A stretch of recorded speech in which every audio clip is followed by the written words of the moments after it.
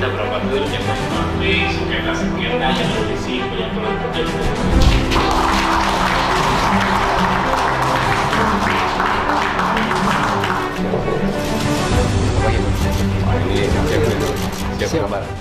Dan tentunya para peserta didik Sespimti Polri Dikrek ke-33 tahun anggaran 2024. Para senior dan sahabat yang terima kasih telah datang, tepuk tangan untuk kita semuanya.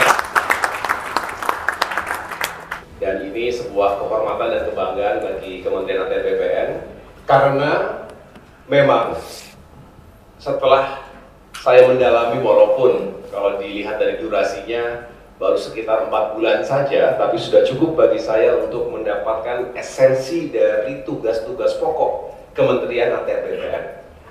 Ada 2 kata kunci, keadilan dan kesejahteraan, justice and prosperity. Bicara justice, para senior sekalian, kita memang perlu benar-benar membuka hati kita dan membangun sensitivitas dan juga simpati, empati kemanusiaan ketika mengetahui masih cukup banyak masyarakat Indonesia yang hidupnya itu tidak menentu karena tidak memiliki properti, tidak memiliki tanah. Kemiskinan akan terus diturunkan ketika kakek nggak punya tanah, bapak nggak punya tanah, dia nggak bisa punya tanah, nggak bisa juga diturunkan kepada generasi berikutnya. Jadi kemiskinan ini akan terus berlanjut. Nah, disinilah kita hadir dengan program yang luar biasa. Bapak Presiden Jokowi dari tahun 2017 menginginkan agar semakin banyak masyarakat Indonesia yang memiliki sertifikat. Itulah ada program PTSL namanya, Program Pendaftaran Tanah Sistematis Lengkap. Dari tahun 2017 hingga tahun 2024 ini, alhamdulillah signifikan progresnya. Ketika itu baru ada sekitar 46 juta bidang tanah yang terdaftar.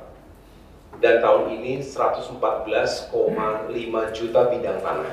Ini sebuah Nah, kita tidak boleh kemudian gagap menghadapi realitas ini karena tidak mempersiapkan yang namanya food security, water security, dan tentunya energy security. Jadi kalau disingkat FEW, FEW itu kan sedikit, FEW, food, energy, water security. Itu harus kita yakinkan agar jangan sampai kita, generasi berikutnya, anak cucu kita kekurangan makan, kekurangan air, kekurangan energi. Intinya adalah SDM kita harus meningkat kualitas hidupnya.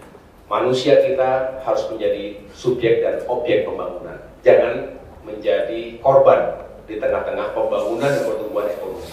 Pembangunan infrastruktur mutlak, jalan-jalan tol mutlak, kereta mutlak, pesawat mutlak, dermaga dan lain sebagainya, termasuk infrastruktur komunikasi yang mengintegrasikan semua Indonesia ini penting untuk kita lanjutkan. Tapi pembangunan manusia jangan ditinggalkan. Disinilah pentingnya kita mengedepankan pendekatan penguatan sistem pendidikan kita, kualitas pendidikan kita, kualitas healthcare kita, pelayanan kesehatan, dan yang terakhir peningkatan kesejahteraan.